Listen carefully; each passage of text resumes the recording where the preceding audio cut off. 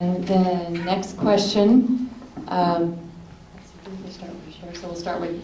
Hart this time and come around this way, is many community members would like to see the City Council revoke its approval of the Jacobs Development Project on the historic Chinatown site. Do you agree, or what is your position on this matter?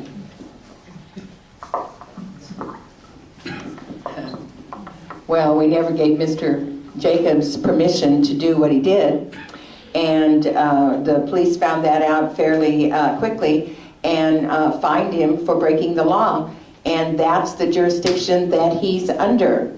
He now has to go to court and defend his action. It isn't, I never told him to go and do that, so I have no problem with the fact that he made an error, and he might have thought it was going to help him.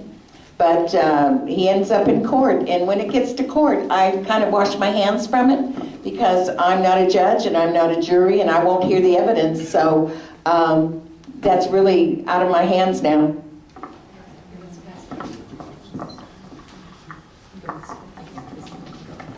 The Chinatown is rather out of our hands now. All we can do is petition and support Chinatown as they go around, about with their lawsuit. Thank you. I hate to sound like the third wheel on the same cart here, but yeah, it's in the courts now. There's not a lot that can be done, except we can learn a lesson. We can learn a lesson that big developers seem to think that they have free reign in this city.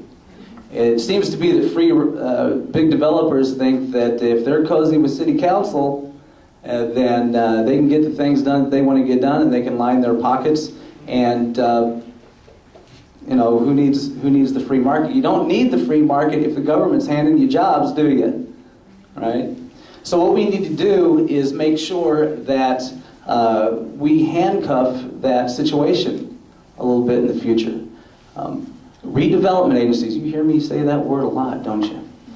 Redevelopment agencies are the engine that drives the city in terms of its budget, and it is hungry, and it never gets full.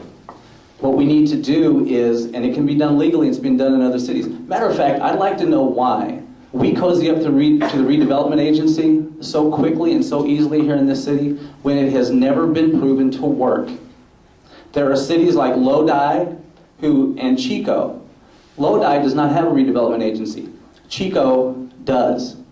Lodi has had greater growth than Chico has, and they have the same population, same socioeconomic situation. Same thing is true with Artesia and Inglewood. Anytime you take two cities that have equal populations and an equal socioeconomic situation, one of them has a redevelopment agency and the other one doesn't, why is it the one without the redevelopment agency grows economically more quickly than the ones with it? You'd think that our city council members, if they're working in the best interest of our city, that they would research these things, but it doesn't seem that they have.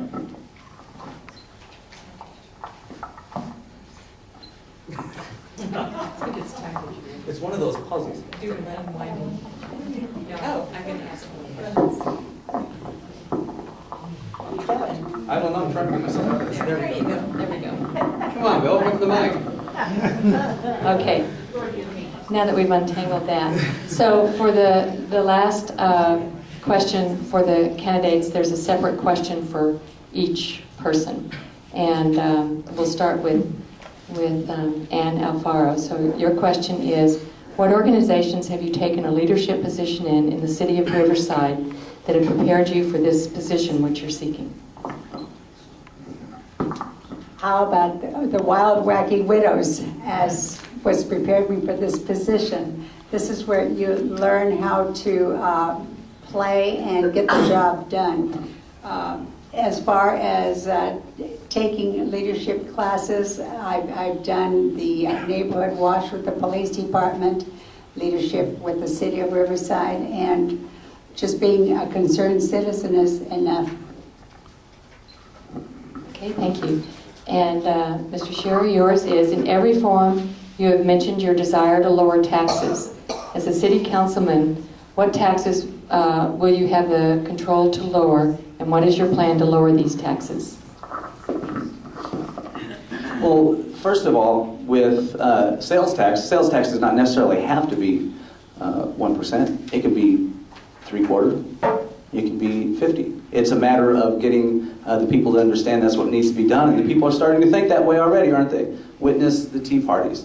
In terms of the redevelopment agency, those assets can be frozen and then moved back into the general fund where they belong. There are assets that the city has that can be sold, and those assets used to pay down our bonds. If our bonds are paid down, then we can lower the fees that we have on our utility bills and the other things that are actually paying for those bonds that we didn't approve in the first place. So there are ways to do it, but we have to understand, it's not like the re-election department, the redevelopment department, Freudian slip. It's not like the redevelopment agency in that you try to squeeze in as much as you can in between election cycles.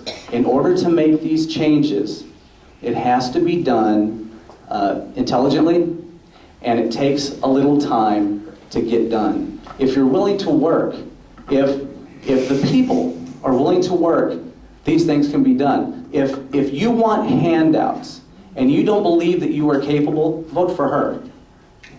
Okay? I mean that from the bottom of my heart. If you don't think that you are capable, vote for Nancy Hart. But if you think that you are capable and you are willing to work and you're willing to see taxes get cut and you are willing to promote entrepreneurship and small business, then we can make incredible progress in this city. But it takes work to get it done. It does not take government handouts.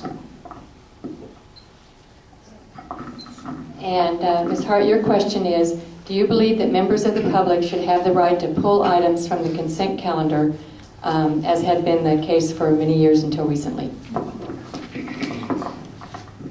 The public does have the right to ask for someone to pull a consent item. But consent items, unlike what the public, to me, consent items are things that have been hashed out already for a long, long time by the time they hit the consent calendar.